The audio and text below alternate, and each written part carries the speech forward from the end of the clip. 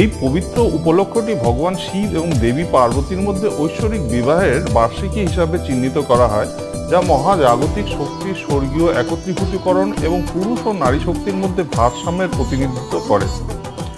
হিন্দু পুরাণ অনুসারে মহাশিবরাত্রি হলো সেই রাত যখন ভগবান শিব সৃষ্টি, সংরক্ষণ এবং ধ্বংসের মহাজাগতিক নৃত্য সম্পাদন করেছিলেন, যা তাণ্ডব নামে পরিচিত। অনুগামীরা বিশ্বাস করেন যে এই পবিত্র রাতে ভগবান শিবের উদ্দেশ্যে নিবেদিত প্রার্থনা ও নৈবেদ্যগুলি সর্বোচ্চ আশীর্বাদ এবং ঐশ্বরিক অনুগ্রহ আকর্ষণ করে, কারণ মহাজাগতিক শক্তি তার শীর্ষ স্তরে বিচরণ করে। এই বিশেষ দিনে শিবলিঙ্গের পুজো করলে অতীতের পাপ নাশ হয় এবং ভক্তগণ পুণ্যময় পথে পুনরায় যাত্রা শুরু করার সুযোগ পান।